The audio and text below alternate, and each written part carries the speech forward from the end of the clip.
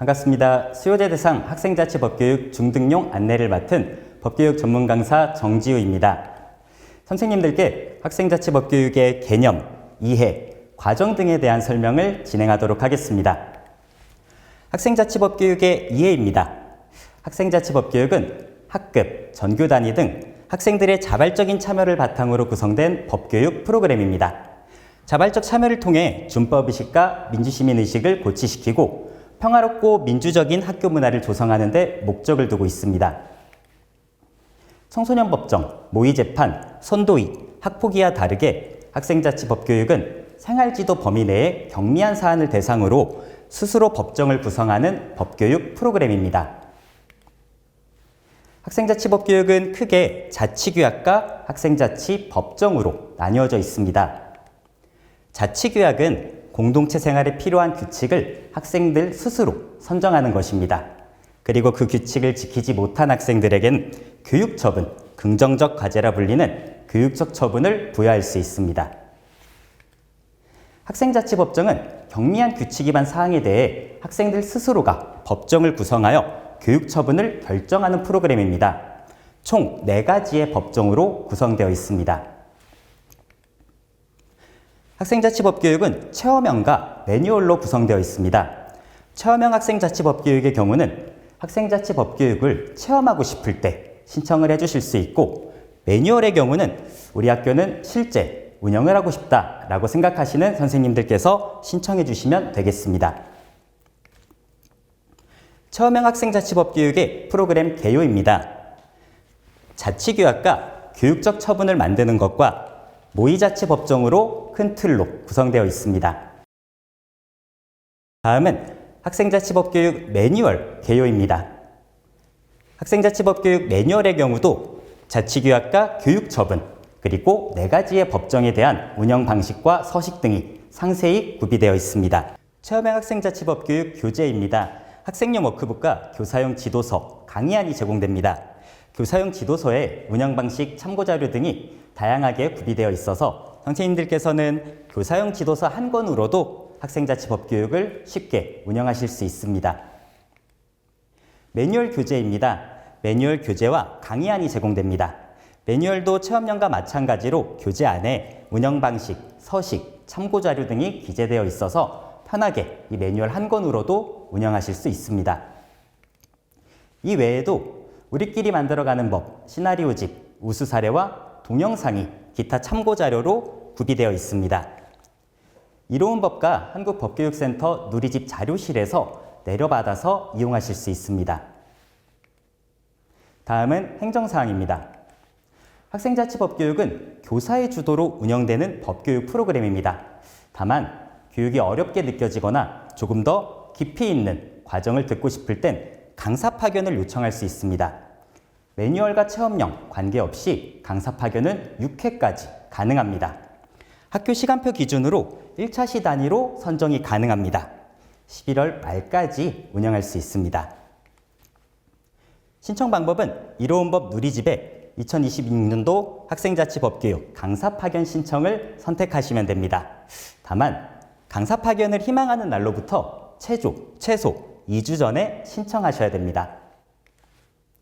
강사 파견을 추천하는 차시를 설명해 드리겠습니다. 4차시, 5차시, 9차시, 11, 12, 13차시를 추천드립니다. 4차시와 5차시는 자치규약과 교육처분을 만드는 과정이고, 9차시의 경우는 학생자치법정의 개념과 이해를 돕는 과정입니다. 그리고 11, 12, 13차시는 규칙 위반 상황을 만들고 각 역할을 실습하는 차시입니다. 물론 이 외에도 여러 차시들을 신청하실 수 있습니다. 강사 파견을 마친 학교에서는 강사 파견 만족도 조사를 실시하셔야 됩니다. 수업 후에 문자로 온라인 설문 링크가 발송됩니다. 선생님께서는 설문 링크를 확인하시고 만족도 조사를 실시하셔야 됩니다. 강의 한 차시마다 1회의 설문 작성이 필수로 생각해 주시면 되겠습니다. 다음은 운영보고서 제출에 관해 말씀드리겠습니다. 운영학교로 선정된 모든 학교에서는 운영보고서 제출이 필수입니다. 만약 운영이 선정됐어도, 운영을 선정했다 하더라도 실질적으로 운영하지 못했다. 이렇다 하더라도 반드시 운영보고서는 제출하셔야 됩니다. 서식에 필수와 선택 항목까지 모두 기재한 학교는 법무부와 교육부, 포상심사의 대상이 되십니다. 다음은 체험형 학생자치법교육 안내해 드리도록 하겠습니다. 체험형 학생자치법교육은 17차시로 구성되어 있고 다양한 활동을 통해서 학생들의 참여도가 상당히 높은 프로그램입니다. 이 역시 자치규약과 모의자치법정이라는 큰 틀로 구성되어 있습니다. 프로그램 개요입니다. 자치규약, 교육적 처분을 만들고 모의자치법정을 학생들 스스로가 만들어서 학생자치법교육이 어떤 거다, 이런 수업이다 알 수 있게 하는 개요입니다. 체험형 학생자치법교육 교재입니다. 방금 말씀드렸듯이 학생용 워크북, 교사용 지도서, 강의안이 구비되어 있습니다. 이 외에도 이로운법과 한국법교육센터, 누리집 자료실에서 기타 참고 자료들을 내려받으실 수 있습니다. 이제 본격적으로 체험형 학생자치법교육 내용을 소개해 보도록 하겠습니다. 체험형 학생자치법교육은 총 17차시의 활동형으로 구성되어 있습니다. 1차시입니다. 1차시는 학생자치법교육의 주요 단어에 익숙해지도록 학생들을 지도하시길 바라겠습니다. 우선 학생들에게 학생자치법교육이 어떤 건지, 학생자치법교육이라는 단어를 들었을 때 어떤 것이 생각나는지 자유롭게 의견을 물어봅니다. 그 후 의견을 듣고 선생님들께서는 교육의 목적을 간략하게 소개하시면 되겠습니다. 첫 번째는 진진각 게임입니다. 교사용 지도서에 게임 방식과 서식이 모두 구비되어 있고 진진각 게임은 학생들 사이에 어색함을 풀고 친목을 다지는 게임입니다. 두 번째는 빙고 게임입니다. 빙고 게임은 이렇게 학생자치 법교육에 필요한 여러 단어들이 구비되어 있습니다. 게임을 하기 전에 선생님들께서는 각 단어의 의미를 학생들에게 설명한 다음 주요 용어를 통해서 빙고 게임을 합니다. 물론 빙고 게임의 서식, 운영 방식 등도 교사용 지도서에 상세히 구비되어 있습니다. 2차시입니다. 2차시는 도덕, 관습, 법의 차이, 그리고 법의 필요성과 중요성을 안내하는 차시입니다. 그림을 보고 우리 주변에서 법과 관련된 부분이 어떤 건지, 어떤 것이 있는지 생각해보는 시간을 갖습니다. 이때 청소년보호법이라던가 학교폭력 예방법 등 학생들에게 실질적으로 영향을 미치는 법을 안내해 주시는 것도 좋은 방법이라 생각합니다. 사회 구성원이 합의를 통해 지키기로 한 약속이 법인 것처럼 학생자치 법교육도 학생이 합의를 통해 지키기로 한 약속임을 알려주시면 되겠습니다. 그 후 법의 정의에 대해서 학생들에게 간략하게 소개를 하고 생활 속의 법을 탐구하는 시간을 갖습니다. 근로기준법이라던가 도로교통법이라던가 우리 생활에 영향을 미치는 여러 가지의 법에 대해 소개를 하는 시간입니다. 모든 별로 구성을 하고 근로기준법은 어떤 건지, 도로교통법은 어떤 건지 간략하게 말씀해 주시면 되겠습니다. 이 외에도 학생들이 생각하지도 못했지만 우리 삶에 영향을 끼치고 있는 학교 급식법 등을 소개해 주면 학생들의 흥미도가 상당히 올라갈 것이라 생각합니다. 모든 별로 구성을 한 다음에 우리 모둠이 하나의 법을 선택합니다. 그리고 법을 선택한 이유, 법이 왜 만들어졌는지 각자 토론을 통해서 기재하게 됩니다. 교사용 지도서에 법의 목적이 모두 기재되어 있습니다. 또한 법제처 누리집을 통해서 법률을 검색해 보실 수도 있습니다. 3차시는 우리 학교의 법입니다. 지금까지 우리 나라에 대해 알아봤다면 이제 우리 학교의 법, 규칙에 대해 알아보는 시간을 갖도록 하겠습니다. 우선 학생들이 생각하는 우리 학교의 규칙은 어떤 것이 있는지 자유롭게 발표하라고 합니다. 그리고 이때는 생활규정, 학교 규칙 중에 생활규정을 구비하셔서 각 모둠마다 배포해 주시는 것도 좋은 방법입니다. 이제 규칙 그림카드를 만들기를 시작하겠습니다. 2인 1조로 구성이 됐고 학생들에게 반드시 필요하다고 이게 우리 학급에서 또는 우리 학교에서 반드시 필요하다고 생각하는 규칙을 선정하라고 합니다. 그리고 선정한 이유를 적고 선정하게 된 것을 그림으로 그립니다. 다만 그림 그리기가 목적이 아니기 때문에 5분 정도의 별도의 시간 제한을 두는 것이 필요합니다. 그림을 모두 그렸다면 이제 그림 카드를 매칭하는 시간을 갖습니다. 이때도 매칭 자체가 목적이 아니기에 시간 제한을 둬서 학생들이 매칭에만 너무 몰두하지 않도록 지도해 주시길 바라겠습니다. 학생들이 매칭 게임을 할 때 선생님께서는 칠판에 규칙을 항목별로 대분류해서 적어주시는 것이 필요합니다. 환경 항목, 질서 항목 등 크게 분류를 한 다음 매칭된 학생들이 그림 카드를 주면 칠판에 그 그림 카드를 붙이실 수 있습니다. 이렇게 우리 학생들이 우리 학교에서 가장 중요하게 생각하는 규칙이 어떤 거 있는지 하나씩 알아보는 시간입니다. 4차 시는 자치규약입니다. 선생님들은 4차 시를 시작하기 전에 자치규약이 어떤 건지 먼저 학생들에게 소개해 줄 필요가 있습니다. 보람인의 반 자치규약입니다. 학생들이 처음에 우리가 이제 자치규약을 만들 거예요, 약속을 만들 거예요 라고 하면 사실 정확히 이해하는 학생은 많지 않습니다. 그렇기에 보람인의 반 자치규약을 보면서 올바른 자치규약이 어떤 건지 스스로 이해할 수 있도록 돕습니다. 그리고 지금부턴 우리 학급에, 우리 학교에 자치규약을 만드는 시간입니다. 모둠별로 구성할 수 있습니다. 모둠 활동이 앞으로도 지속적으로 이어질 텐데 선생님께서는 기존의 모둠을 활용하셔도 좋고 학생자치법교육에서 모둠을 새로 만드셔도 괜찮습니다. 다만 9차 시부터는 모둠이 변경되지 않도록 지도 부탁드립니다. 이제 자치규약 만들기를 진행해 보겠습니다. 우선 학생들이 대체 자치규약이 어떤 건지 잘 모르는 경우가 많이 있습니다. 그래서 자치규약은 학생 스스로가 학교 공동체 생활에 필요한 약속임을 알려주시는 것이 중요합니다. 우리가 약속을 정해서 그것들을 지키겠다. 이것이 자치규약이다 라고 간단하게 또는 쉽게 설명해 주시면 되겠습니다. 학생들에게 이제 약속을 만들어 봐요 라고 하면 터무니없는 약속이 나올 수도 있습니다.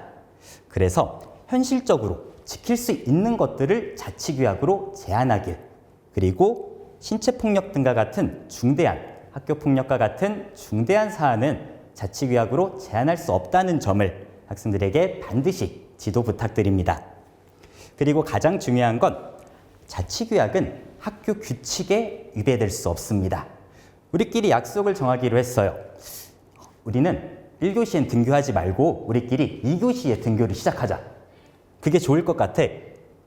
그렇게 자치규약을 만들면 당연히 학교 규칙에 위배되겠죠. 이럴 경우는 자치규약으로 제한될 수 없습니다.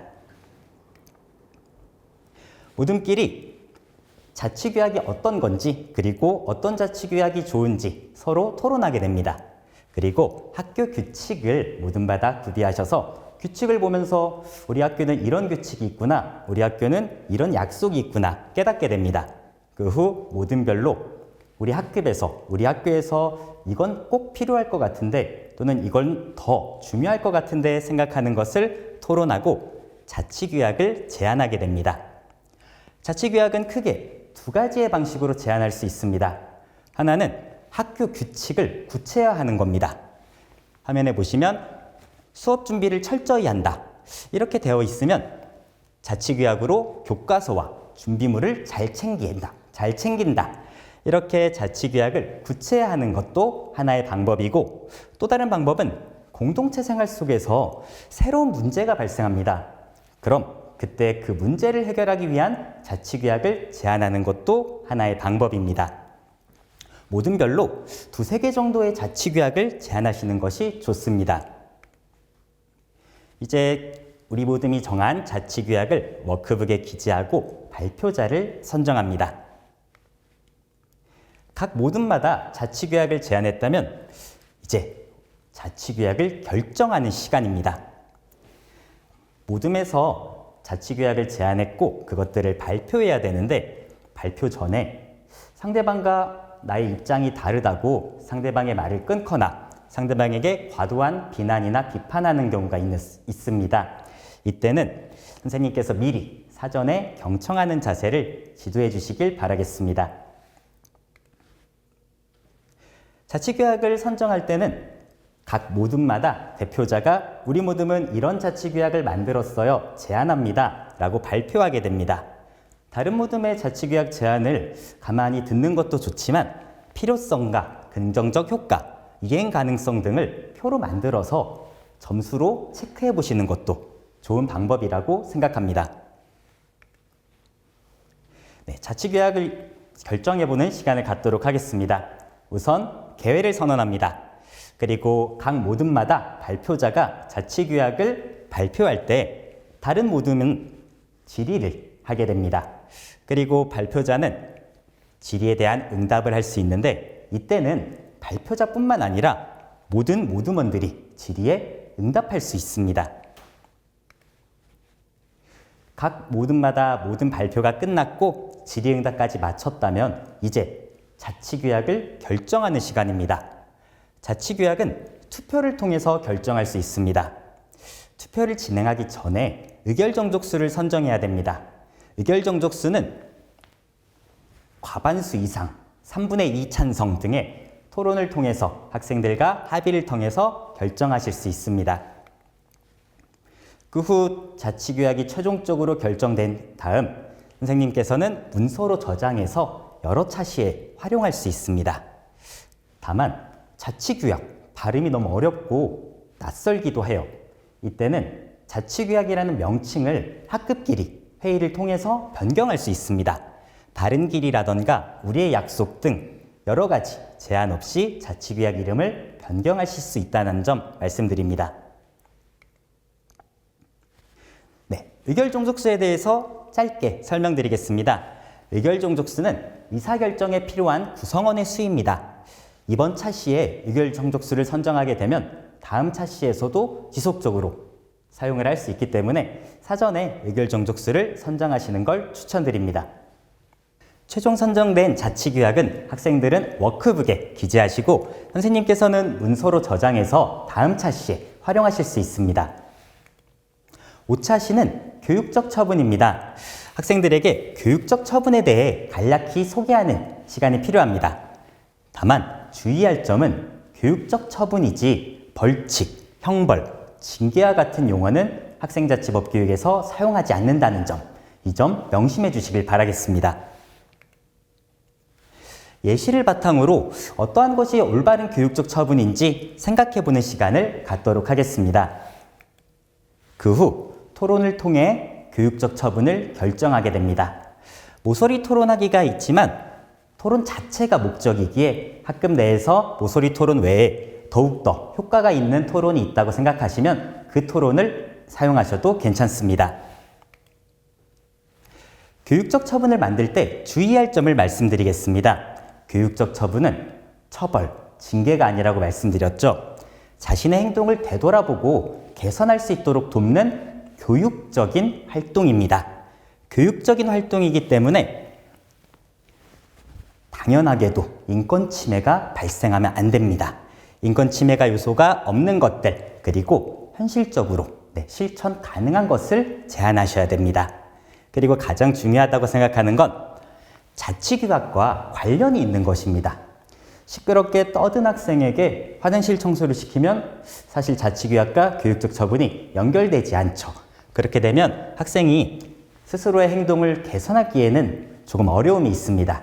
그래서 함께 연결지어서 교육적 처분을 구비하시면 되겠습니다. 모서리 토론을 통해서 또는 그 외 토론을 통해서 학생들끼리 회의를 하게 됩니다. 그리고 토론을 통해 교육적 처분을 제안하게 됩니다. 교육적 처분은 다시 한번 말씀드리지만 긍정적 과제라고도 불리며 교육적인 활동을 교육적 처분으로 제안하셔야 됩니다. 제가 이 짧은 차시에 계속 교육적인 활동을 강조하는 이유는 실제로 학교에 가면 학생들이 너 노래 부르기, 너 춤추기, 너 깜지 100장 쓰기 이런 식으로 교육적이지 않은 그리고 인권 침해 요소가 있는 교육적 처분 제한을 하게 됩니다. 그래서 이를 사전에 방지하고자 선생님들은 두세 번 정도 학생들에게 교육적 처분의 중요성 말씀해 주시면 되겠습니다. 이제 교육적 처분을 결정하는 시간입니다. 교육적인 적절성, 인권 침해 여부, 현실적으로 실천 가능성이 있는 건지 선생님께서 사전에 검토하십니다. 그 후 스티커나 색연필, 도형 등을 통해서 모서리 토론에 각 점수를 부착하셔도 되고 학급마다 선정 방식이 있다면 그 방식을 이용해 교육적 처분을 결정하셔도 되겠습니다. 최종 결정 전에 선생님께서는 다시 한번 교육적 처분을 보시고 인권 침해 요소가 있는지 실천 가능한 것인지 하나하나 검토하십니다. 그리고 그 검토를 마치면 학생들의 투표로 교육적 처분이 결정됩니다. 이때도 의결 종족수에 따라 선정하시는 것이 좋습니다. 최종 제정된 교육적 처분은 자치교육과 마찬가지로 학생들은 워크북에 적으면 되고 선생님께서는 문서로 저장해 다음 차시에서 활용하실 수 있습니다. 자치교육과 마찬가지로 교육적 처분도 명칭 변경이 가능합니다. 긍정 처분이라던가 회복 처분, 이 외에도 학급에서 추천하는 교육적 처분 명칭이 학생들의 협의를 통해서 제정이 될 경우 언제든지 사용할 수 있습니다. 6차시는 분쟁이 일어났을 때 어떻게 대처하는지 알아보는 차시입니다. 우선 재판이 어떤 건지 학생들에게 의견을 묻습니다. 워드클라우드 활용을 통해서 참여도를 높일 수도 있습니다. 교사용 지도서에 재판, 형사재판, 민사재판 등 상세하게 기록이 되어 있으니 선생님들은 큰 어려움 없이 학생들에게 설명하실 수 있습니다. 이제 형사재판, 민사재판 등 어떤 재판을 이용할지 학생들에게 설명하는 시간을 갖겠습니다. 사건을 바탕으로 어느 재판이 필요한지 학생들이 적어보도록 합니다. 그 후에 카드 맞추기 시간입니다. 학생용 워크북에 각 사건별로 여러 가지의 그림이 구비되어 있습니다. 이 그림을 가위로 오리셔서 부착하셔도 되고 또는 이렇게 번호를 적으셔도 되겠습니다. 재판, 그리고 재판의 종류에 대해 알아봤다면 이제 법정에 등장하는 법과 관련된 직업들을 알아보는 시간입니다. 모의법정에서도 판사, 검사, 변호인, 배심원 등이 참여하기 때문에 학생들에게 직업에 관련된 여러 가지의 역할, 그리고 그 직업과 모의법정에서도 비슷하게 적용될 수 있다는 점, 이 점 말씀드리고 지도해 주시면 감사하겠습니다. 법정에서 누가 등장하는지 많은 학생들이 다들 알고 있습니다. 법 관련 콘텐츠를 예시를 들어서 법정엔 이런 사람들이 참석하는구나, 이런 사람들은 이런 일을 하는구나 다시 한번 상기시켜 주시면 되겠습니다. 이제 판사, 검사, 변호사, 재판 참여관이 어떤 역할을 하는지에 대해서 알아보겠습니다. 사파 속의 인물이 누구인지, 왜 그렇게 생각했는지 적어보는 시간을 갖습니다. 그 후 각자의 역할이 어떤 건지 선을 그어서 매칭하도록 합니다. 그 다음은 내가 법정 구성원이 된다면 나는 어떤 역할을 맡고 싶은지, 또 그렇게 생각한 이유가 어떤 건지 알아보는 시간을 갖도록 하겠습니다. 8차시는 국민참여재판입니다. 학생자치법교육은 배심원의 역할이 상당히 중요하기 때문에 선생님들께서는 8차시에서 배심원의 역할을 특별히 강조해 주셨으면 좋겠습니다. 법정에서 국민들의 의견을 들을 수 없을까? 들을 수 있다면 어떤 점이 좋을지 자유롭게 토론하는 시간을 갖습니다. 그 후 국민참여재판에 대해 학생들에게 국민참여재판이 어떤 거냐, 뭐가 생각나냐 질문을 하게 됩니다. 워드클라우드 활용을 통해서 참여도를 높일 수 있습니다. 배심원 그리고 국민참여재판 아마 생소하게 느껴질 수도 있습니다. 그때 선생님들께서는 배심원의 역할이 어떤 건지 한 번 더 강조해 주시길 바라겠습니다. 자부심을 가질 수 있도록 지도해 주셔야 됩니다. 추후 모의법정에서 난 검사도 아닌데, 난 변호인도 아닌데, 난 대충 할 거야, 참여하지 않을 거야 라고 생각하는 학생들이 있을 수 있기에 배심원이 상당히 중요하기 때문에 배심원의 역할도 똑같이 중요한 역할이다. 이 점을 강조해 주셨으면 좋겠습니다. 배심원의 요건, 배심원이 될 수 있는 사람들을 학생들에게 질문하고 답변을 얻습니다. 이 역시 교사용 지도서에 상세히 기재되어 있습니다. 다음은 직접적인 사건을 바탕으로 배심원이 되어보는 시간을 갖도록 하겠습니다. 배망덕 살인사건입니다. 주어진 역할을 정해서 시나리오를 읽을 수 있도록 지도합니다. 학생들이 상상을 하는 경우가 있습니다. 사실은 이런 상황일 것 같은데 알고 보니 이런 상황이지 않을까? 이렇게 생각하는 경우가 있는데 주어진 상황만을 바탕으로 사안을 판단하셔야 된다는 점 사전에 지도 부탁드립니다. 시나리오를 읽기 전에 검사의 주장, 변호인의 주장을 면밀히 검토합니다. 그 후 각자의 역할을 선정해서 시나리오를 읽게 됩니다.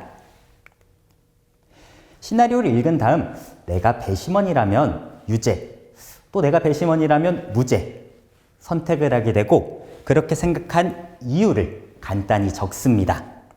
만약 시간적 여유가 있을 때는 유죄를 선택한 학생과 무죄를 선택한 학생이 서로 토론하는 방법도 호응이 좋았던 과정 중에 하나였습니다. 9차 시는 학생자치법정의 이해입니다.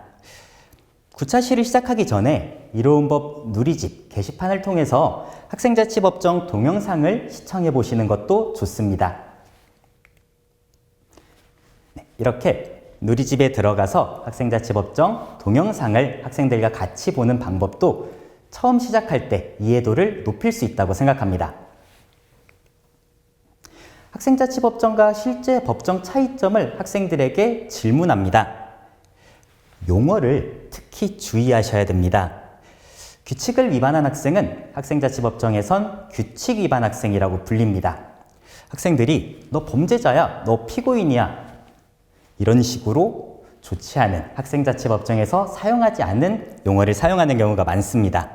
물론 학생들이 규칙 위반 학생이란 단어가 낯설기도 해서 이런 용어들이 많이 나올 텐데 특별히 주의를 바라겠습니다. 학생자치법정은 재판의 형식을 띠고 있습니다. 하지만 규칙 위반 학생이 스스로의 행동을 되돌아보고 개선할 수 있도록 돕는 법교육 프로그램이라는 점을 반드시 명심해 주시길 바라겠습니다. 학생자치법정을 설명하면서 이제 우리가 직접적으로 학생자치법정을 모의 운영해 볼 거야 라고 학생들에게 설명하면 기대감이 상당히 올라가게 됩니다. 자, 학생자치법정은 규칙 위반 학생에 대해서 법정을 구성하는 겁니다. 판사, 검사, 변호인 등을 학생들 스스로가 역할을 담당해서 자신들이 직접 법정을 구성하게 됩니다. 다만 아까 배망덕 살인사건에서 봤듯이 너 유죄야, 너 무죄야 이런 것을 밝히는 자리가 아닙니다. 학생자치법정은 사실관계를 다투는 법정이 아닙니다. 학생 간의 대립을 막고 선생님의 교육적 조치를 존중하기 위해 위반 사실은 전제하고 진행됩니다. 즉 위반을 했냐, 위반을 하지 않았냐 이 여부는 다투지 않는다는 점 말씀드립니다. 그리고 8차 시에서 알아봤듯 학생자치법정은 배심원 제도를 운영하고 있습니다. 학생자치법정의 구성원에 대해서 알아봅니다. 다른 구성원들은 이미 익숙한데 이 규칙 위반 학생, 방금도 말씀드렸듯이 피고인, 범죄자 등의 용어는 특별히 주의를 부탁드리겠습니다. 네, 이렇게 각자의 역할이 있고 각자 어떤 역할을 담당하고 있는지 우리가 하나씩 알아봅니다. 그 후 학생자치법정의 재판 절차를 알아보는 시간입니다. 총 16개의 진행 순서가 있습니다. 학생들이 이걸 보고 지레 겁먹어서 흥미도가 낮아질 수 있으니 시나리오 읽기 차시에서 시나리오를 읽으면서 절차를 하나씩 맞춰가면 학생들은 이 절차는 이 시나리오구나, 이 절차는 이 시나리오구나 스스로 생각하고 깨닫게 됩니다.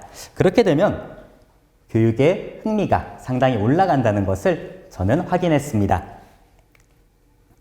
주의할 점은 규칙 위반 학생도 진술을 거부할 수 있는 권리가 있습니다.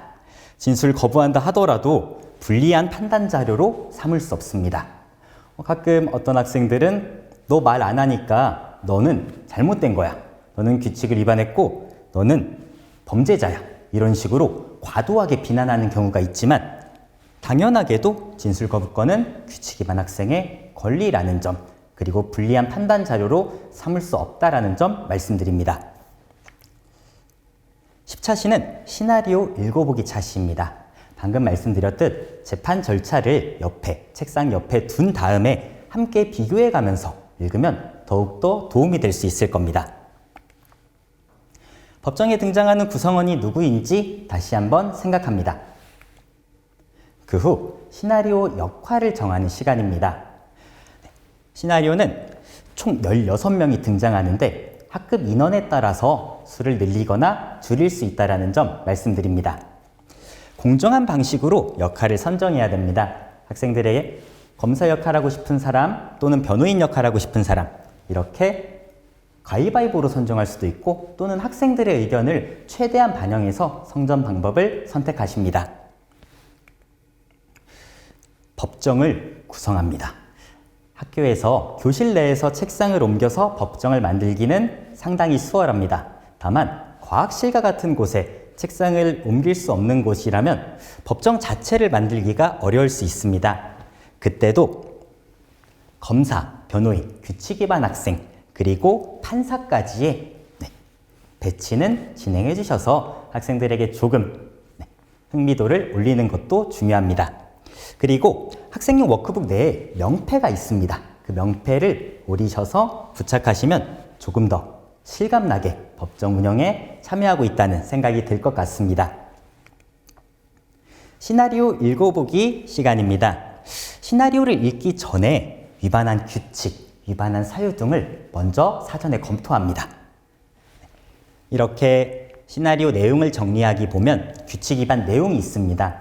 학생들이 이것들을 보고 우리가 읽을 시나리오는 이런 거구나 사전에 생각을 하고 시나리오가 읽히게 되면 스스로 더 어떤 규칙을 위반했는지 또는 위반 사유가 어땠는지 잠시 뒤에 배심원 편결에서 이용할 수 있습니다. 검사의 교육적 처분 요청과 변호인의 변론 요지도 하나하나씩 살펴봅니다. 이때 내가 검사라면 또는 내가 변호인이라면 어떤 생각을 했을까? 각자의 생각을 비교하고 읽어보시는 것도 좋습니다. 배심원도 역시 마찬가지입니다. 내가 생각한 판결과 교재에 있는 배심원 판결이 어떻게 다른지 서로 생각을 비교하는 시간을 갖는 것도 좋을 것 같습니다.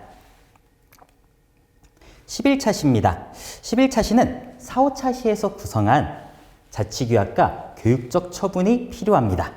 11차시는 우리가 이제 직접적으로 규칙 위반 상황을 만드는 차시입니다. 모의법정을 만들기 위해 어떤 것을 준비해야 되는지 학생들끼리 자유롭게 토론합니다. 규칙 위반 상황 만들기입니다. 선생님께서는 선정된 자치규약을 화면에 띄워주게 됩니다. 그리고 학생들끼리는 자치규약 중 하나를 선정해서 모둠끼리 상황을 구성하게 됩니다. 규칙 위반 상황의 경우는 날짜, 위반 이유 이런 식으로 두 가지로 구성할 수 있습니다. 규칙 위반 상황은 고의적으로 위반한 사유와 어쩔 수 없는 상황으로 위반한 사유 두 가지의 상황을 구성해 주시면 좋겠습니다. 예시를 통해서 학생들이 규칙 위반 상황 만들기를 수월하게 할 수 있습니다.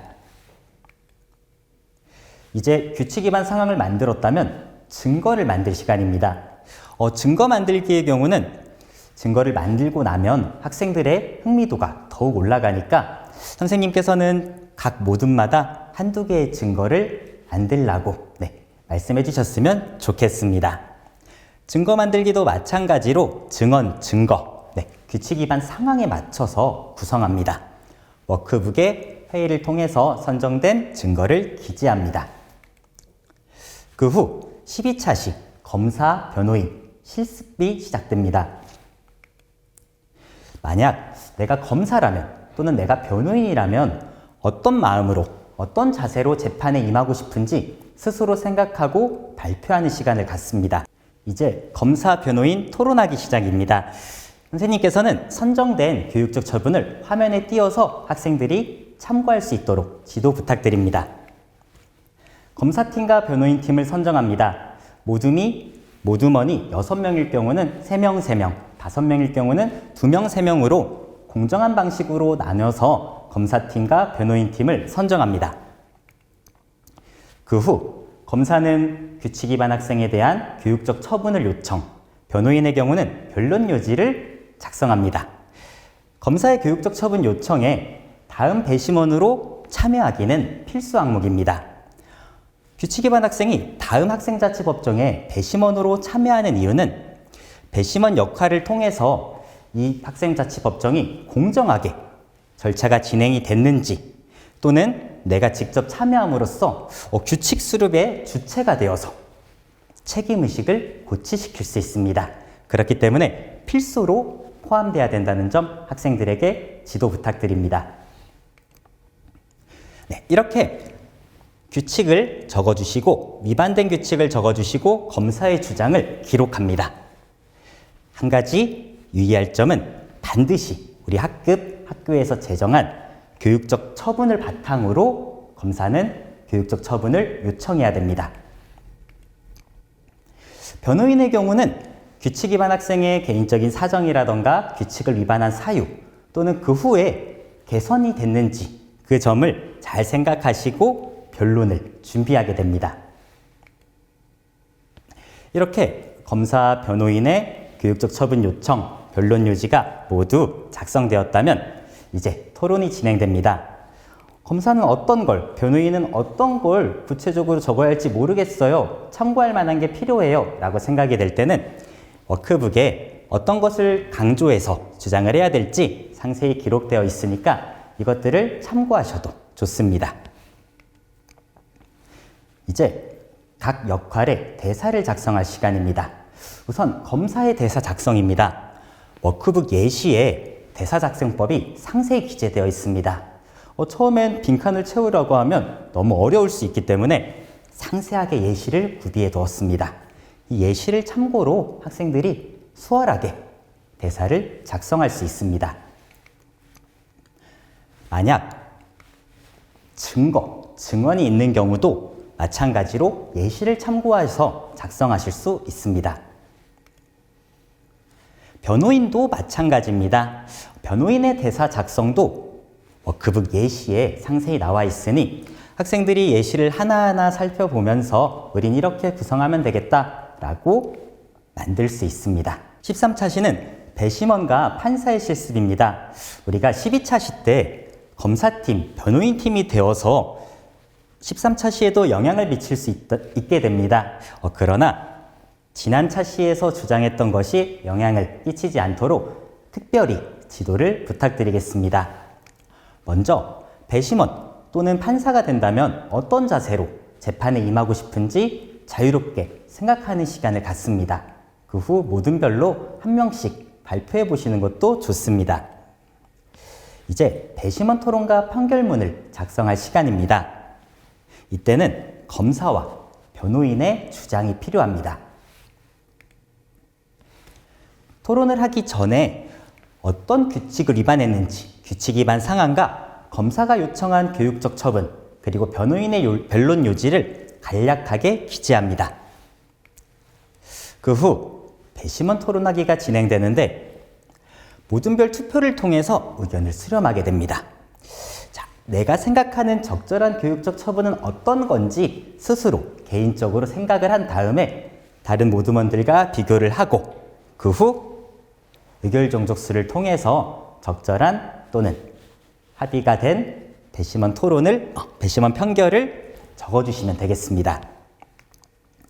배심원 판결문은 규칙 위반 학생이 현재 존재하지 않기 때문에 이름을 임의로 기재하는 것을 추천드립니다.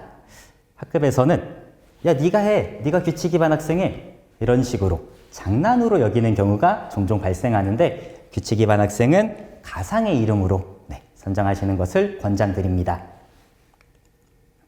이제 배심원 대사 작성하기입니다. 배심원 대사 작성하기도 워크북 예시에 상세히 기록되어 있어서 이 점을 참고하시면 되겠습니다.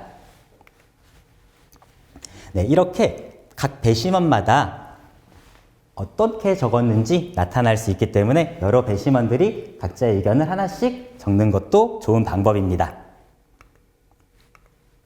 이제 판사의 판결문을 작성하는 시간입니다.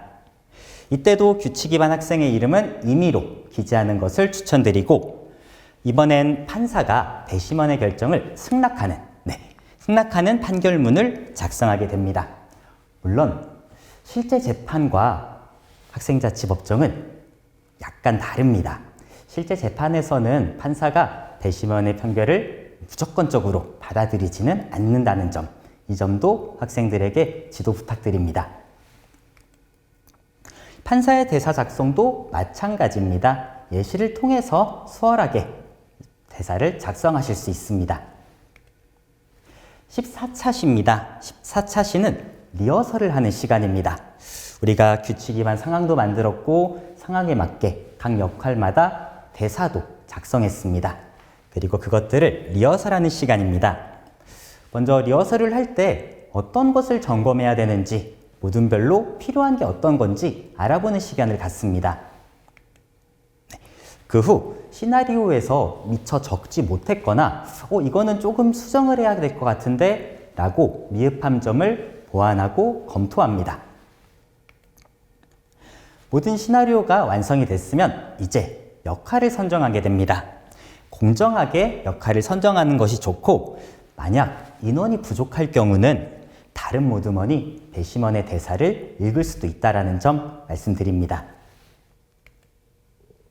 네, 관련된 모든 서식은 학생용 워크북에 기재되어 있습니다. 그래서 이 서식들까지 모두 준비하시고 리허설을 진행하시면 되겠습니다. 리허설을 진행할 때 리허설만 하고 끝나는 것이 아니라 점검표를 통해서 우리 모둠은 어떤 것이 부족했고 어떤 것이 잘했는지 한 번쯤 다시 살펴보는 것도 좋은 방법입니다. 이제 리허설까지 모두 마치게 되면 모의법정 발표의 시간입니다. 발표를 하기 전에 주의해야 할 사항을 학생들과 서로 의견을 주고받습니다. 만약 자치규약에서 시끄럽게 하거나 또는 질서 관련된 자치규약을 제정하셨다면 이때 우리가 제정한 자치규약을 말씀해 주시는 것도 도움이 될 것 같습니다. 모둠별로 법정을 소개하는 시간을 갖습니다. 15, 16차시는 시간이 부족할 수 있기 때문에 30초 내로 우리 모둠에서 발표할 모의자치법정은 이것이다 소개하는 시간을 빠르게 갖습니다. 그 후 각 모둠마다 발표회를 시작하게 됩니다. 발표회를 하기 전에 자석을 배치하거나 명패를 준비하거나 그 외 모둠별로 준비되는 준비물들을 사전에 구비하셔야 됩니다. 그 다음 각 모둠마다 모의자치법정을 발표하는 시간을 갖습니다. 다른 모둠이 발표할 때 긴장이 돼서 다른 모둠의 발표를 듣지 않고 시나리오를 계속 읽는 모둠이 있습니다. 그런 것들을 방지하기 위해서 다른 모둠이 발표할 때도 그 모둠은 어떤 규칙을 위반했는지 또 어떤 상황을 만들었는지 검사와 변호인은 어떤 주장을 하는지 듣고 기재하는 것이 좋습니다. 그리고 마지막으로 만약에 나라면 어떤 주장을 했을지도 적어보는 시간을 갖도록 하겠습니다. 이제 모든 발표를 마쳤으면 굿바이 토크쇼, 학생자치법규에 대한 소감을 나누는 시간입니다. 가장 즐거웠던 활동 또는 가장 기억에 남는 활동 등을 모둠마다 이야기해 봅니다. 이때 모둠별로 토론을 할 수도 있지만 개인적으로 발표하고 싶은 학생들은 언제든 편하게 발표할 수 있는 시간을 주시는 게 좋습니다. 그 다음에 딱 5글자로 학생자치법규육이 어떤 건지 표현하는 시간을 갖습니다. 자유롭게 표현하셔도 좋지만 검사, 변호인, 판사 각각의 역할을 담당한 학생들이 역할마다 하나씩 나는 학생자치법 교육은 이렇다고 생각합니다. 말하는 시간을 갖는 것도 좋을 것 같습니다. 그 외에도 소개 팸플릿을 만들 수도 있고 롤링페이퍼를 만들 수도 있고 여러 가지 자유롭게 학생자치법 교육의 소감에 대해 말해봅니다. 마지막으로 특별차시입니다. UCC 프로젝트라고 되어 있습니다. 영상을 제작하는 시간입니다. 우리가 학생자치법 교육을 통해서 어떠한 것을 배웠고 자치법정을 구성했고 이런 것들을 영상으로 남겨보는 시간입니다. 15분 내로 영상을 제작하는 것도 물론 좋지만 요즘은 1분 단위의 짧은 숏폼으로 몇 가지를 제작하는 것도 학생들의 호응을 이끌 수 있는 방법입니다. 상황마다 짧게 숏폼을 제작해서 시사회를 통해서 이것이 공개되면 학생들이 더욱더 흥미를 느낄 수도 있고 우리도 1분 부담스럽지 않은 시간이니까 1분 정도면 우리도 한번 만들어 보자. 호응도가 더욱더 올라갈 것 같습니다. 지금까지 체험형 학생자치법 교육 안내를 드렸습니다. 다음은 학생자치법 교육 매뉴얼 안내 드리겠습니다. 매뉴얼의 경우는 실제 학생자치법정을 운영하는 학교를 대상으로 실제 운영에 참고할 수 있도록 운영 방식, 서식 등이 매뉴얼 교재에 상세히 기록되어 있습니다. 매뉴얼도 역시 자치규약과 학생자치법정으로 구성되고 있습니다. 매뉴얼 개요입니다. 우리가 만드는 자치규약과 교육처분 그리고 4가지의 학생자치법정으로 큰 틀로 구성되어 있습니다. 학생자치법 교육 매뉴얼 교재 안내해 드리겠습니다. 우선 매뉴얼 교재 그리고 강의안이 제공됩니다. 그 후에 우리끼리 만들어가는 법 시나리오집, 우수 사례와 동영상이 참고자료로 구비되어 있습니다. 이로운 법과 한국법교육센터 누리집 자료실에서 내려받으실 수 있습니다. 매뉴얼 내용 소개해 드리겠습니다. 우선 자치규약 만들기입니다. 학생들에게 학생자치법교육이 어떤 건지 대략적인 틀을 알려줍니다. 우선 자치규약을 만들고 교육처분을 만들고 학생자치법정을 운영할 수 있다고 운영 절차를 설명합니다. 학생자치법정은 4가지의 법정으로 구성되어 있습니다. 각 법정마다 자신만의 법정이 특징이 가지고 있기 때문에 각 법정마다의 특징은 잠시 뒤에 다시 설명해 드리도록 하겠습니다. 자치규약과 교육처분의 의의입니다. 자치규약은 학생 스스로가 만든 학교 공동체 생활에 필요한 약속입니다. 우리끼리 우리 학교에서, 우리 학급에서 지켜야 될 것들을 스스로 정하는 겁니다. 학교 규칙, 생활 규정 부분을 함께 읽으면서 학교 규칙에 위배되지 않도록 또는 인권 침해 요소가 없도록 제정할 수 있습니다. 교육처분입니다. 교육처분은 자치규약을 지키지 못한 규칙 위반 학생에게 부여되는 처분입니다. 이때도 처벌, 징계가 목적이 아니고 이러한 단어들은 사용하지 않습니다. 학생들이 스스로의 행동을 되돌아보고 개선할 수 있도록 돕는 교육적인 활동이라는 점 반드시 기억해 주시길 바라겠습니다. 만약 자치규약과 교육처분의 용어가 어렵게 느껴진다면 학급끼리 또는 학교에서 명칭 변경이 가능합니다. 직접 투표로 명칭을 변경할 수도 있고 구글폼 투표를 통해서 여러 추천받은 것들을 선정할 수도 있습니다. 학교 규칙을 위반하지 않고 교육처분을 제정해야 됩니다. 그리고 인권침해 요소, 방금도 말씀드렸는데 인권침해 요소가 발생되지 않도록 특별히 주의를 부탁드립니다. 하나의 자치규약마다 2-3개 정도의 교육처분을 제정하는 것이 좋습니다. 학생자치법 교육은 주체가 학생입니다. 그렇기에 학생이 자치규약을 만들고 교육처분을 만들게 됩니다. 이미 제정된, 이미 만들어진 자치규약과 교육처분을 변경, 수정할 수도 있습니다. 변경과 수정도 토론을 통해서 변경, 수정 가능합니다. 이제 학급 단위로 자치규약과 교육처분 만드는 법에 대해 말씀드리겠습니다. 우선 학급 대표단을 선정합니다. 학급 대표단은 기존의 임원을 이용하시는 것보다는 공정하게 새로운 방식을 도입해서 선정하시는 것을 추천드립니다. 그 이유는 학생자치법교육 자체가 학생들 스스로 모든 것을 구성하기 때문에 이러한 사소한 것도 학생들의 의견을 반영하시면 좋을 것 같기에 추천드리고 있습니다. 학급 대표단이 구성됐다면 이제 학급 단위 제정 절차를 시작해 보도록 하겠습니다. 우선 학급 회의 개최 날을 알립니다.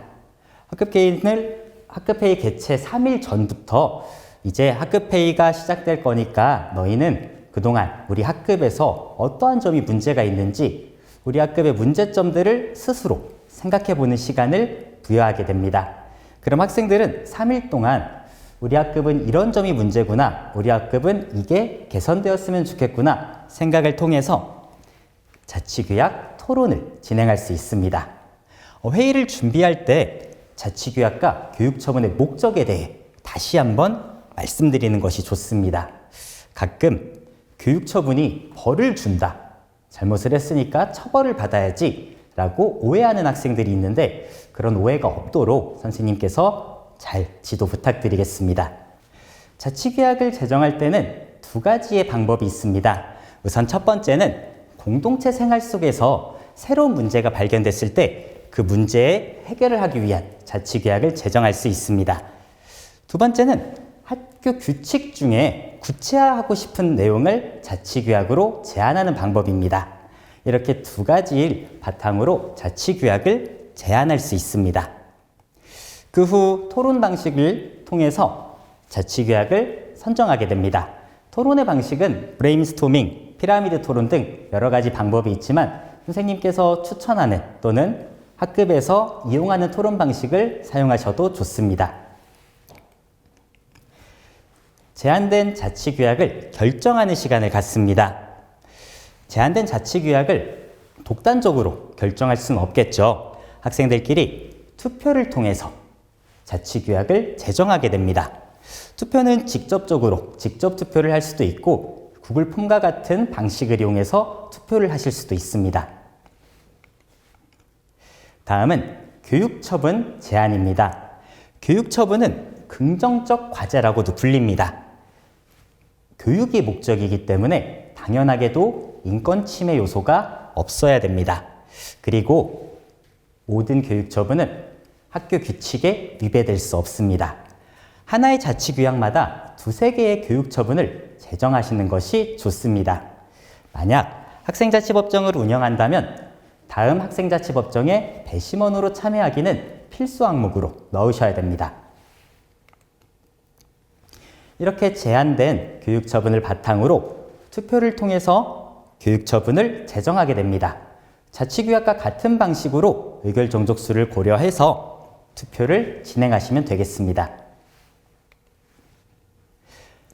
자치규약과 마찬가지로 교육처분도 개정 후 수정 또는 변경이 가능합니다. 다만 이때도 독단적으로 할 수 없고 학급 회의를 열어서 개정에 명확한 이유를 설명하고 투표를 통해 선정될 수 있습니다. 전교 단위로 자치규약과 교육처분 만들기입니다. 전교 단위는 대표 단위 둘로 구성됩니다. 우선 첫 번째는 학급 대표 단위입니다. 그리고 두 번째는 전교 대표 단위입니다. 이때도 역시 학생자치법교육의 취지에 맞게 면접 등의 심사를 통해서 공정하게 대표단을 선정해 주시면 좋겠습니다.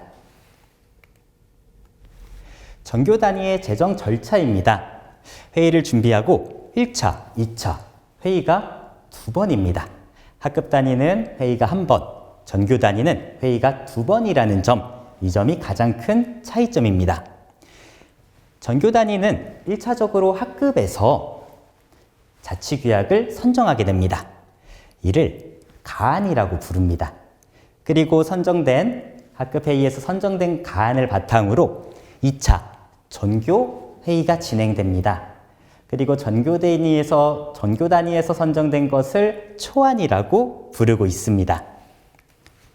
가안과 초안 다시 한번 말씀드리겠습니다. 1차 학급 회의에서 선정된 것을 가안이라고 부릅니다. 그리고 각 학급에서 가안을 가지고 2차 전교회의가 진행됩니다. 2차 전교회의에서 선정된 것을 초안이라고 부릅니다. 다만 이 초안이 최종은 아니라는 점, 초안을 바탕으로 투표를 또 진행해야 된다는 점, 이 점 유의하시길 바라겠습니다. 학급 대표단의 역할은 학급 단위와 같습니다. 대표단을 선정해서 학급 단위와 같은 방식으로 가안을 만들어냅니다. 전교대표단은 각 학급에서 선정된 가안을 가지고 가안 정리표를 만듭니다. 그리고 이 가안 정리표를 바탕으로 초안을 구성하게 됩니다. 2차 회의를 통해서 초안을 구성합니다. 다만 방금도 말씀드렸듯이 이 초안이 최종 자치규약, 교육처분이 아니라는 점은 유의하시길 바라겠습니다. 초안이 만들어졌다면 구성원에게 초안을 공개하는 시간을 갖습니다. 초안은 10일 정도 학생들이 수시로 볼 수 있는 곳에 부착하시는 것이 좋습니다. 학교 복도라던가 급식실 또는 학급 게시판에도 초안을 붙여서 우리가 이런 것들이 지금 선정이 됐구나 라고 생각하는 시간을 갖도록 합니다. 그리고 약간의 시간을 내서 학급 단위로 우리가 지금 이러한 초안이 있습니다 라고 선생님께서, 각 담임 선생님께서 지도해 주시는 것도 좋은 방법 같습니다. 이렇게 초안을 10일 동안 공개를 하고 학생들이 초안이 어떤 건지 모두 알았다면 이제 자치규약을 선정하는 시간입니다. 선정 방식은 크게 두 가지가 있습니다. 첫 번째는 투표를 통해서, 전교생 투표를 통해서 선정하는 방식입니다. 전교생 투표를 하기가 어렵다면 구글 폼을 통해서 간단하게 투표를 진행할 수 있습니다. 또 다른 방법은 2차 학급회의가 진행되는 겁니다. 학급에서 초안에 관한 의견을 수렴한 다음 다시 3차 전교회의를 통해서 제정할 수 있습니다. 두 가지의 제정 방법 중 학교에서 선생님께서 선택해서 투표를 하실 수 있습니다. 자치규약과 교육처분이 제정됐습니다. 이제 제정된 것들을 학생들에게 알려야겠죠. 홍보가 중요합니다. 홍보는 학교에 학생들이 많이 볼 수 있는 곳에 부착하시고, 저는 개인적으로 학급에 책상에 짧게 오려서 붙이거나 또는 사물함에 붙여서 수시로 학생들이 이거는 우리가 정했구나, 우리 이거는 지켜야겠구나 생각하게끔 만드는 것도 좋은 방법 같습니다. 이제 기록관리의 시작입니다. 우리가 정한 자치규약, 교육처분, 그리고 교육처분이 만들어진 다음에 규칙 위반 학생이 등장하면 규칙 위반 학생이 어떤 처분을 받았는지, 또 그 처분을 이행했는지 기록하는 사람이 필요합니다. 기록관리의 주체는 선생님이십니다. 개인정보 등에 유출이 될 수 있기 때문에 이 기록관리는 선생님께 하시는 것을 추천드립니다. 다만 너무 많거나 부담스러울 경우는 학급 임원이나 구성원 중 한 명을 선정해서 같이 하실 수 있습니다. 이때 유의할 점은 규칙 위반 학생의 정보가 다른 학생에게 새어나가지 않도록 각별한 유의 부탁드리겠습니다. 지금까지 자치규약과 교육처분을 학급 단위, 전교 단위로 제정하는 법에 대해 말씀드렸습니다. 이제 학생자치법정의 이해, 법정에 대한 이야기를 진행해 보겠습니다. 학생자치법정은 경미한 규칙 위반 사안에 대해서 학생들 스스로가 법정을 구성하는 법교육 프로그램입니다. 경미한 사안이기 때문에 학교폭력과 같은 중대한 사안을 다룰 수 없고 재판의 형식을 띠지만 법교육, 교육의 프로그램, 교육 일종이라는 점을 말씀드립니다. 학생자치법정의 운영 절차입니다. 우선 운영 주체를 선정하시고 규칙 위반 사실이 누적되면 재판을 준비한 다음 재판을 실행할 수 있습니다. 그리고 규칙 위반 학생이 교육 처분을 받은 뒤 이행하는 것, 이행을 확인하는 것까지가 운영 절차입니다. 아까 학생자치법정은 4가지로 법정이 구성되어 있고 각 법정마다 특징이 있다고 했죠. 네, 우선 첫 번째 학생자치법정은 기존의 규칙 위반 학생이 법정에 참석하는 방식입니다. 그리고 블라인드 변호인 제도는 규칙 위반 학생이 드러나지 않습니다. 규칙 위반 학생이 변호인단으로 참석하는 제도입니다. 세 번째 참관인 제도는 역시 규칙 위반 학생이 드러나지 않습니다. 변호인 제도와 다른 점은 규칙 위반 학생이 방청석에 있습니다. 참관인으로서 참여하는 제도입니다. 마지막 규칙 준수 토론 법정입니다. 규칙 준수 토론 법정에서는 규칙 위반 학생이 존재하지 않습니다. 토론 중심으로 하나의 사안을 만들어서 이 사안을 해결해 나가는 법정으로 구성되어 있습니다. 이 4가지의 법정을 선생님께서는 선택하여 운영하실 수 있습니다. 이제 각 법정마다 주의해야 할 점을 하나씩 말씀드리겠습니다. 네, 학생자치법정의 운영 절차입니다. 너무 복잡하고 선생님들께서도 외우기 어렵다, 힘들다라고 생각하시겠지만 매뉴얼 교재에 아주 상세히 기재되어 있습니다. 그래서 매뉴얼 교재만으로도 충분히 법정을 운영하실 수 있습니다. 네, 법정을 운영하기 전에 우선 운영 주체를 선정해야 됩니다. 이 역시 학생자치법 교육 취지에 맞게 공정한 방식으로 면접 등의 공정한 방식으로 선정하시길 바라겠습니다. 선정이 된 후에는 사전 교육이 필요합니다. 재판부는 재판을 진행하고 안내하는 역할을 합니다. 주의할 점은 재판부가 독단적으로 교육 처분을 요청하거나 독단적으로 지시할 수 없다는 점입니다. 두 번째는 검사부입니다. 네, 화면에 보이듯이 검사는 규칙의 수호자입니다. 즉, 규칙 위반을 너무 많이 하는 학생이 검사가 될 경우 취지에 어긋날 수 있겠죠. 네, 이 점을 검사는 주의하셔야 됩니다. 그리고 구형, 처벌, 형벌 이런 용어들은 학생자치법 교육에서 사용하지 않는 용어니 특히 주의를 바라겠습니다. 다음은 변호인입니다. 변호인은 규칙 위반 학생과 직접적으로 소통하고 도움을 주는 역할을 하고 있습니다. 규칙을 위반했습니다. 그리고 법정에 열렸을 때 검사는 교육 처분을 요청합니다. 그럼 변호인은 그에 따라 변론을 만들고 규칙 위반 학생을 보호하는 역할을 합니다. 네, 학생자치법정에서는 규칙 위반 사실을 다루지 않습니다. 사실 여부를 다루지 않기 때문에 사실은 규칙 위반을 했다는 사실은 전제하에 재판이 진행된다는 점도 다시 한번 말씀드립니다. 배심원단입니다. 배심원단은 검사, 변호인의 주장을 듣고 교육 처분의 내용을 결정하는 역할을 하고 있습니다. 특히 주의할 점은 나랑 친한 친구나 나와 사이가 안 좋으니까 공정성을 특히 강조해 주셨으면 좋겠습니다. 친하다고 해서 교육 처분을 낮게 요청한다던가 친하지 않다고 해서 높게 요청한다던가 이런 공정성의 문제가 발생하지 않도록 각별히 지도 부탁드립니다. 재판사무관입니다. 재판사무관은 재판의 원활한 진행이 가능하도록 돕는 역할입니다. 또한 선생님을 보좌하는 역할을 하고 있습니다. 선생님과 여러 가지 정보를 공유하는 경우가 있는데 재판사무관들은 이것들을 다른 학생들에게 유출시키지 않도록 주의를 부탁드리겠습니다. 운영 주체가 선정되었다면 이제 규칙, 자치규약, 생활평점 제도 어떤 것으로 선정을 하고 어떤 것으로 운영할지 결정하십니다. 그리고 그 후에 규칙이나 자치규약, 생활평점 제도를 다시 한번 검토하고 보완할 것이 있으면 보완합니다. 그 다음 참석 기준을 결정합니다.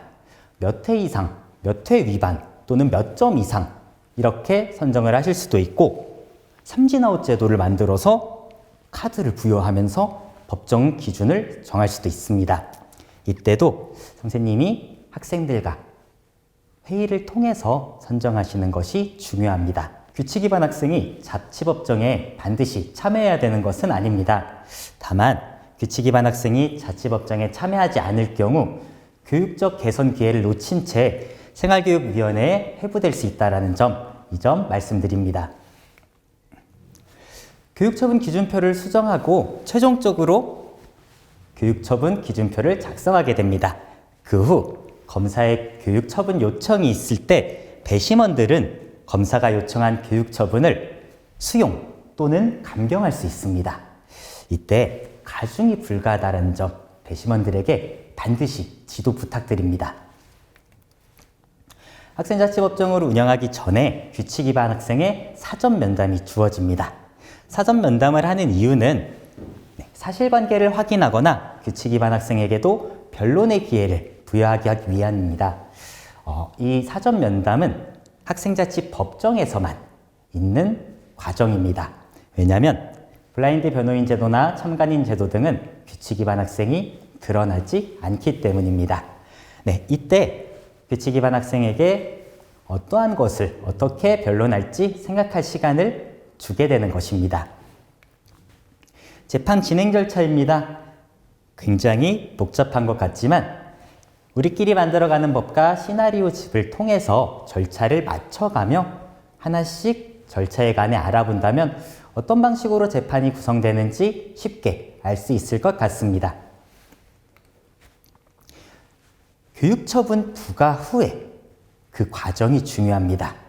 교육처분 부과 자체가 목적이 아니라 규칙 위반 학생은 부여받은 교육처분을 이행해야 됩니다. 이행을 통해서 자신의 행동을 개선하는 것이 법정의 목적입니다.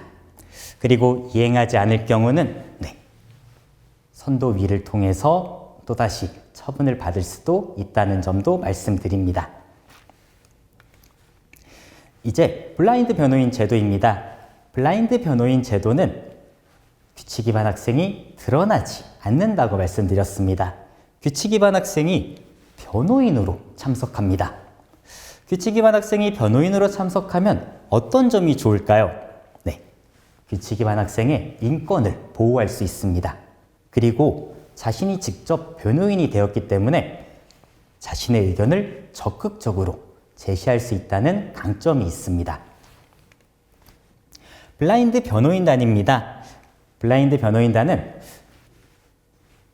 블라인드 변호인 제도에서만 존재하는 변호인단입니다. 규칙 위반 학생이 변호인으로 참석하기 때문에 변호인단 중 변호인단이 한 명이면 누가 규칙 위반 학생인지 알 수 있겠죠. 그러한 점을 방지하기 위해서 도우미 변호인단과 변호인단이 구성되어 있습니다. 이때 주의할 점은 도우미 변호인단이 규칙 위반 학생의 정보를 다른 학생들에게 알리지 않는 것입니다. 규칙 위반 학생의 인권을 보호하기 위해 지도 부탁드리겠습니다. 블라인드 변호인 제도는 규칙 위반 학생이 직접 말할 기회는 없습니다. 대신 서면으로 모든 것을 전달합니다. 물론 규칙 위반 학생이 검사와 변호인에게 직접적으로 서면을 주는 것은 아닙니다. 선생님께 사실관계 확인서, 답변서 등을 제출하면 선생님은 검사와 변호인에게 그 서면을 주면서 재판이 진행됩니다. 블라인드 변호인 제도의 재판상 절차입니다. 학생자치법정과의 차이점은 규칙 위반 학생의 선서 그리고 의견 진술이 없다는 점입니다. 규칙 위반 학생은 변호인단으로 참석한다는 점 말씀드립니다. 다음은 참관인 제도입니다. 참관인 제도도 규칙 위반 학생이 드러나지 않습니다. 다만 블라인드 변호인 제도와의 차이점은 참관인 제도는 규칙 위반 학생이 방청석에 있는 것입니다. 방청석의 위치에서 참관인으로서 재판을 시청하는 것입니다. 그렇기 때문에 참관인 제도는 재판이 2번 진행됩니다. 1차 재판을 마친 후에 규칙 위반 학생이 검사, 변호인에게 의견서를 전달합니다. 의견서를 전달하면 그 후에 그 의견서를 바탕으로 2차 재판이 이루어집니다. 이때도 규칙 위반 학생이 검사에게, 변호인에게 직접 주는 것이 아니라 선생님을 통해서 전달하셔야 됩니다. 검사는 규칙 위반 학생의 의견서를 본 다음에 교육 처분을 요청할 수 있습니다. 다만 이때는 1차 재판에서 요청한 교육 처분보단 중한 처분은 요청할 수 없습니다. 참관인 제도의 절차입니다. 역시 규칙 위반 학생이 없기 때문에 선서와 의견 진술은 생략합니다. 그리고 1차 재판을 마친 후에 규칙 위반 학생의 의견서를 바탕으로 2차 재판이 진행된다는 점, 이 점이 학생자치법정과의 차이점입니다. 네 번째 재판은 규칙준수 토론법정입니다. 규칙준수 토론법정은 실제 규칙 위반 학생이 존재하지 않습니다. 규칙 위반 학생이 없이 열리는 법정이라고 생각하시면 됩니다. 그렇기에 사건이 아닌 규칙을 중점으로 토론하셔야 됩니다. 다른 절차에는 없는, 다른 법정 절차에는 없는 사전 토론 활동이 있습니다. 사전 토론 활동을 하기 전에 진행자와 부진행자, 기록관을 선발하시고 토론이 진행됩니다. 규칙준수 토론법정은 검사와 변호인이 서로의 주장을 토론합니다. 그리고 역할을 바꿔서 검사는 변호인으로, 변호인은 검사로 다시 토론을 진행할 수 있습니다.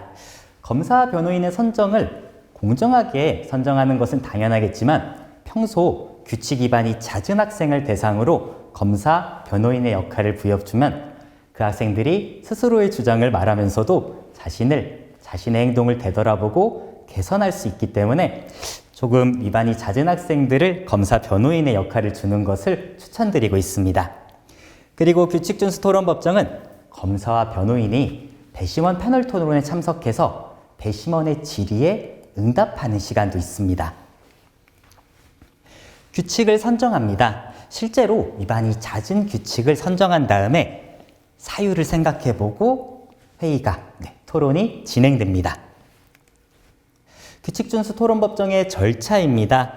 규칙 위반 학생이 존재하지 않는다고 했죠. 그래서 선서나 의견 진술도 존재하지 않고 규칙준수 토론법정은 토론이 목적이기에 배심원 패널 토론이 핵심입니다. 검사, 변호인, 배심원들이 충분히 토론을 통해서 결론을 유출할 수 있습니다. 배심원 패널 토론은 판사가 진행을 하게 됩니다. 그리고 배심원들은 검사, 변호인의 주장을 잘 듣고 질의합니다. 그렇게 배심원 패널 토론을 진행할 수 있습니다. 규칙준수 토론법정은 제정이나 개정하는 절차가 아닙니다. 토론법정을 통해 나온 것들을 판례로 이용할 수도 있고 실제로 규칙 위반 학생이 나왔을 때 적용할 수도 있다는 점 말씀드립니다. 마지막으로 더 알아보는 시간을 갖도록 하겠습니다. 대배심원 회의입니다. 대배심원 회의는 규칙 위반 학생이 너무 많았을 때, 규칙 위반 학생이 너무 많아서 그 모든 학생들을 법정으로 열 수 없을 때 규칙 위반 학생에게 소명서를 제출하라고 합니다. 그럼 그 소명서를 받고 대배심원 회의가 진행됩니다. 회의를 통해 자치법정에 참석을 보류할 수도 있고 참석을 하라고 할 수도 있고 결정을 하는 제도가 대배심원 회의입니다. 마지막으로 상소제도입니다. 규칙 위반 학생이 결정된 교육 처분을 인정할 수가 없다고 합니다. 받아들이지 못하겠다고 이야기를 하면 이렇게 상소를 청구할 수 있습니다. 상소가 청구되면 2심 재판이 열리게 되는데 이때 유의할 점은 2심 배심원단은 1심 배심원단과 다르게 구성되어야 한다는 것입니다. 그리고 또 한 가지 중요한 점은 기존에 부과된 교육 처분의 유지 또는 감경만 가능하다는 점을 말씀드리겠습니다. 지금까지 학생자치법교육 중등용의 개념, 이해, 과정 등을 안내해드렸습니다. 더 궁금하신 사항이 있을 경우 이로운 법 누리집에서 확인하실 수 있습니다. 이상으로 학생자치법교육 중등용 안내를 마치도록 하겠습니다. 감사합니다.